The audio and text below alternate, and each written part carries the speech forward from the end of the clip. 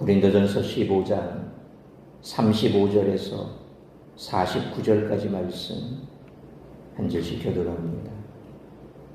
누가 묻기를 죽은 자들이 어떻게 다시 살아나며 어떠한 몸으로 오느냐 하리니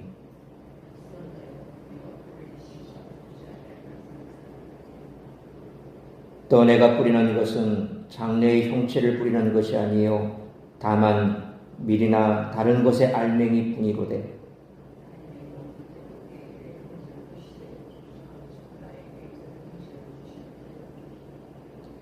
육체는 다 같은 육체가 아니니 하나는 사람의 육체요 하나는 짐승의 육체요 하나는 새의 육체요 하나는 물고기의 육체라.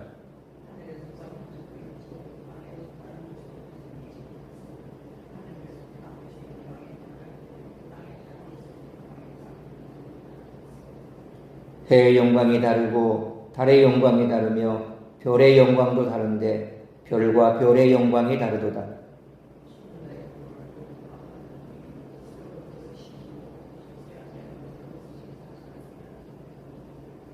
욕된 것으로 심고 영광스러운 것으로 다시 살아나며 약한 것으로 심고 강한 것으로 다시 살아나며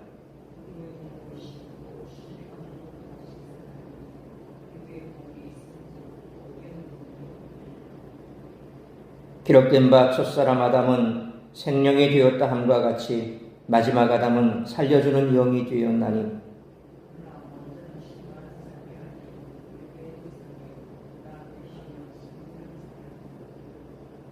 첫사람은 땅에서 나셨으니 흙에 속한 자이거니와 둘째 사람은 하늘에서 나셨느니라.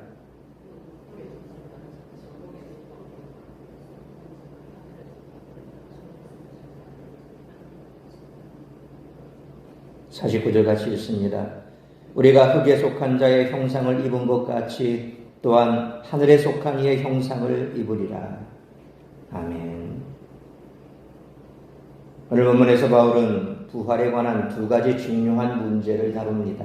첫째는 죽은 자가 어떻게 다시 살 수 있는가 하는 것입니다.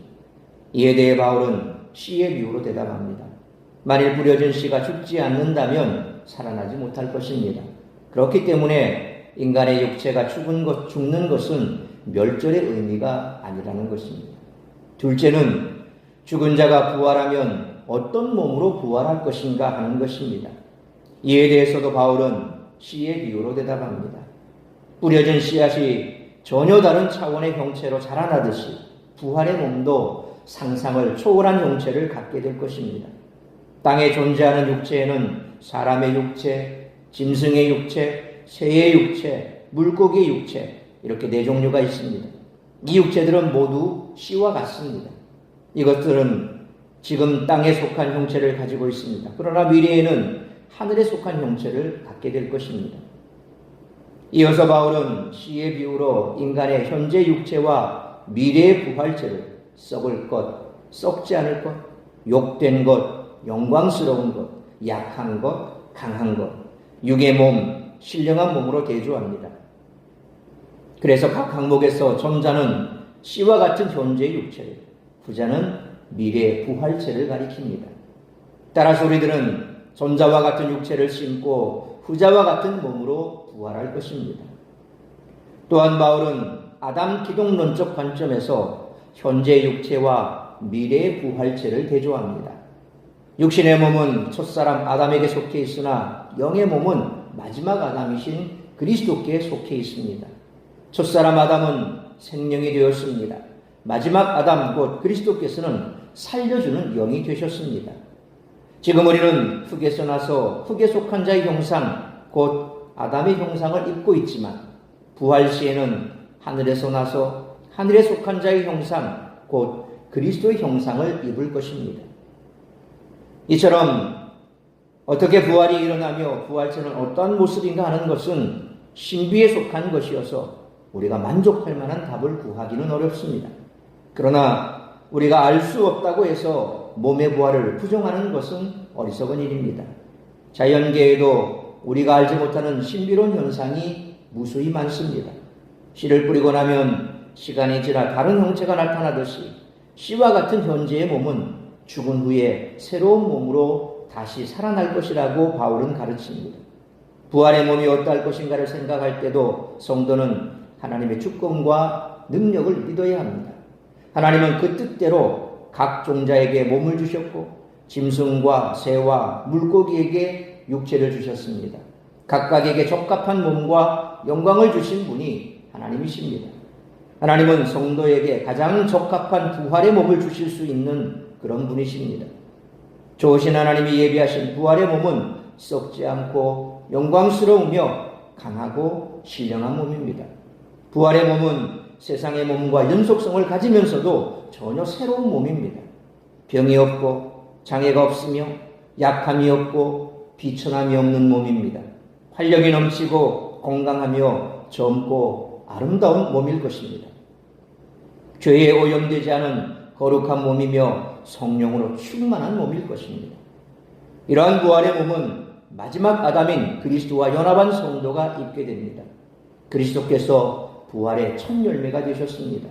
성도는 흙에 속한 자인 아담의 형상을 입은 것 같이 하늘에 속한 그리스도의 형상을 입을 것입니다. 성도는 그리스도와 같이 부활의 몸으로 일어날 것이며 그리스도를 닮은 모습으로 하늘의 영광에 참여할 것입니다. 지금 연약한 육체로 인해 고통받는 자들뿐만 아니라 한계를 지닌 아담의 후손들에게 죽은 후의 육체적 부활은 소망과 설렘이며 궁극적 구원이 될 줄 믿습니다. 많은 성도들이 의외로 부활에 대한 분명한 이해를 갖고 있지 못합니다. 고린도 교회 내부에서도 부활을 부정하거나 죽은 후에 육신의 몸을 그대로 입고 부활한다는 잘못된 생각을 가진 이들도 있었습니다. 따라서 믿는 자들의 부활이 갖는 성경적 의미에 대한 오늘 본문의 말씀을 통해서 우리들이 깨달아야 할 것은 첫째로 35절로 36절 말씀처럼 죽음 이후에 부활이 있다는 것입니다. 35절 말씀처럼 부활을 믿지 못하는 자들은 죽은 자들이 어떻게 다시 살아날 수 있느냐라고 묻습니다. 그리고 이들은 바울에게 부활 때에 죽은 자들이 어떤 몸을 입고 부활하게 되는지를 질문합니다. 바울은 부활을 설명하며 먼저 36절 말씀처럼 육신의 죽음을 언급합니다. 만약 땅에 떨어진 씨앗이 죽지 않으면 다시 살아나 열매를 맺지 못합니다. 마찬가지로 사람도 이 땅에 태어나 육신이 죽은 후 그리스도의 강림의 날에 다시 살아나는 부활의 과정을 겪게 됩니다. 죽음 후 부활이 있는 것입니다. 우리는 육신의 죽음을 이상하게 생각할 필요가 없습니다. 아담의 범죄 이후 육신의 몸에 죽음이 찾아왔지만 그리스도의 대속의 은혜와 부활의 능력으로 마지막 날에 우리는 영광스러운 부활체로 다시 살아나게 될 것입니다. 그러므로 죽음 이후에 부활이 있으므로 죽음은 두려운 것이 아니라 그리스도 안에서 자연스러운 것으로 받아들이는 우리 모두가 되시기를 축원합니다. 두 번째로 37절로 42절 말씀처럼 부활은 믿는 자들에게 영광이라는 것입니다. 바울은 죽음을 씨를 씹는 것에 비유합니다. 죽음 이후에 부활이 있기 때문입니다. 37절 말씀처럼 장래에 나타나게 될 부활의 몸이 어떠할지 지금 우리는 완전히 이해할 수 없습니다.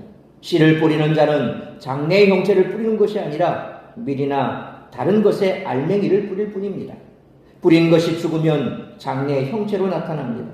부활을 제대로 이해하지 못한 자들은 육의 몸을 그대로 다시 입고 부활한다라고 생각했습니다. 그러나 38절 말씀처럼 장래의 형체는 하나님이 그 뜻대로 각 종자에게 주십니다. 이와 마찬가지로 부활의 몸도 하나님의 뜻에 따라 장래에 나타날 것입니다. 바울은 39절 말씀처럼 다양한 종류의 몸에 대해 설명합니다. 하나님은 각 종자에게 그 뜻대로 장차 형체 곧 몸을 이루게 하셨고 사람, 짐승, 새, 물고기에게 각각 다른 몸을 주셨습니다. 이것은 하나님의 주권과 능력을 보여줍니다.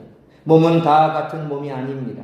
하나님은 부활의 때에 믿는 자들에게 영광스러운 하늘의 형체를, 하늘의 부활체를 입혀주십니다. 어떤 부활체로 입혀주시느냐는 전적으로 하나님의 주권에 달린 것입니다. 바울은 40절 말씀처럼 우리가 이 땅에 사는 동안 땅에 속한 육신의 형체를 입고 장차 부활한 후 하늘에 가서는 영광스러운 부활체를 입는다고 말합니다.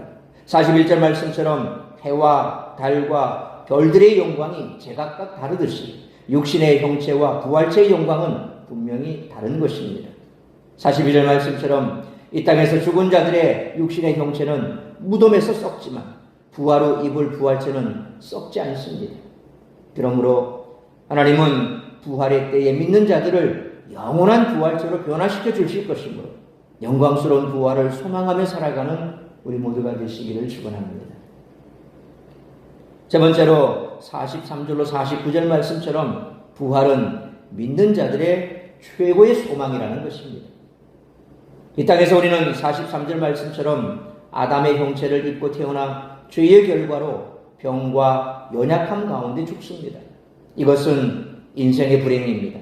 하지만 그리스도와 연합한 자들은 죽음 이후에 영광스러운 하늘의 부활체를 입게 됩니다. 44절 말씀처럼 비록 우리의 육신의 몸을 입고 죽지만 하나님의 능력으로 부활 때에 신령한 몸을 입고 다시 살아나게 됩니다. 땅에 속한 육신의 몸이 있고 장차 부활하여 입게 될 신령한 부활체가 있는 것입니다. 45절 말씀처럼 바울은 창세기 2장 7절을 인용해 첫사람 아담은 생명이 되었음을 언급합니다. 아담은 자연적 생명을 받은 육적 몸을 가진 존재입니다. 반면에 마지막 아담이신 그리스도는 생명을 주는 영이십니다. 바울은 46절 말씀처럼 아담과 그리스도를 대조하며 첫사람 아담은 신령한 사람이 아니요 육의 사람인 반면 마지막 아담인 그리스도는 신령한 사람임을 밝힙니다. 또한 47절 말씀처럼 첫사람 아담은 흙으로 지음받은 땅에 속한 사람입니다. 아담을 쫓아 땅에 속한 육신은 이 땅에서 죽을 수밖에 없습니다. 하지만 마지막 아담이신 예수 그리스도의 대속의 은혜와 부활의 권능으로 우리는 죄사함을 얻어 영원한 생명을 얻었습니다. 48절로 49절 말씀처럼 우리는 아담을 쫓아 죽을 수밖에 없는 육신의 입은 절망적인 존재이지만 이제 하늘의 형상을 입으신 그리스도를 쫓아 영원한 부활의 소망을 가진 자들이 되었다는 것입니다. 그러므로 예수 그리스도의 구속의 은혜로 죽음 이후 믿는 자들의 최고의 소망인 영원한 부활이 약속되었으므로 죽음 이후를 두려워하지 않는 우리 모두가 되시기를 축원합니다. 사랑하는 성도 여러분, 아담의 형상을 쫓아 인간은 죽을 수밖에 없는 절망적인 존재였지만 예수 그리스도의 대속의 은혜로 장차 영광스러운 부활체를 입게 되었습니다. 죽음은 끝이 아닙니다. 그리스도의 부활은 믿는 자들에게 참 소망이 됩니다. 그러므로 죽음 이후에 있을 부활은 모든 믿는 자들에게 영광이 되고 최고의 소망이 되므로 죽음 이후를 두려워하지 말고 소망과 기쁨으로 살아가는 우리 모두가 되시기를 주님의 이름으로 축원합니다. 기도하겠습니다. 거룩하신 아버지 하나님, 은혜와 사랑을 감사합니다. 오늘은 거룩한 주일, 복된 주일입니다. 우리 주님께서 사망의 권세를 깨뜨리고 죽음에서 일어나 이제 우리 주님께서 부활하신 그 부활의 기쁨을 우리가 가슴에 새기며 함께 모여 예배하는 날이 바로 주일입니다. 우리 주님 이 땅에 오시어 사망의 권세를 깨뜨리고 우리에게 영원한 부활의 소망을 주신 첫 열매가 되셨는데 이제 첫 열매가 열매를 맺으면 그 이후에 수많은 열매가 맺어질 것을 약속한 것과 같은 것입니다. 오늘 사도 바울을 통하여서 다시 한번 우리에게 주어진 이 부활의 소망이 얼마나 기쁜 것이며 또한 우리가 입게 될 그 부활체의 영광이 어떠한 것인가를 다시 한번 가슴에 새깁니다. 부활은 죽음 이후에 찾아오는 것입니다. 우리가 죽는 것이 끝이 아니라 부활의 기쁨이 우리에게 기다리고 있으므로 이 부활의 기쁨과 소망으로 살아가는 우리 성도들 되게 하여 주옵소서.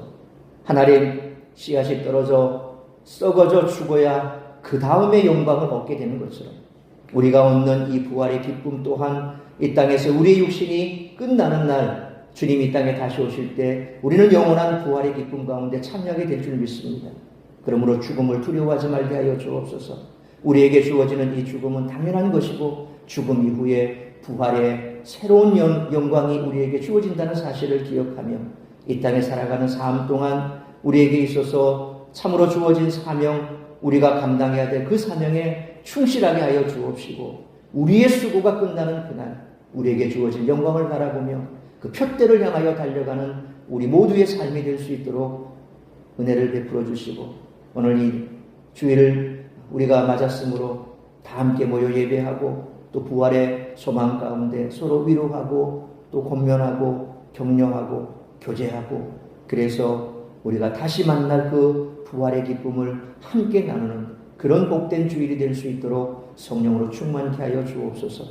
오늘도 우리 사랑하는 성도들 어디에 있든지 무엇을 하든지 주님 앞에 나와 예배하기를 기뻐하며 세상 가운데 머물러 시험드는 자리에 있지 말게 하여 주옵시고 오늘도 이 예배를 시작으로 드려주는 모든 예배 가운데 우리 하나님 함께하여 주옵시고 우리 성삼위 하나님만 영광 받으시는 복된 예배가 될 수 있기를 간절히 빌고 소원하오며 이 모든 말씀 우리 구주 예수 그리스도의 이름으로 기도하옵나이다. 아멘.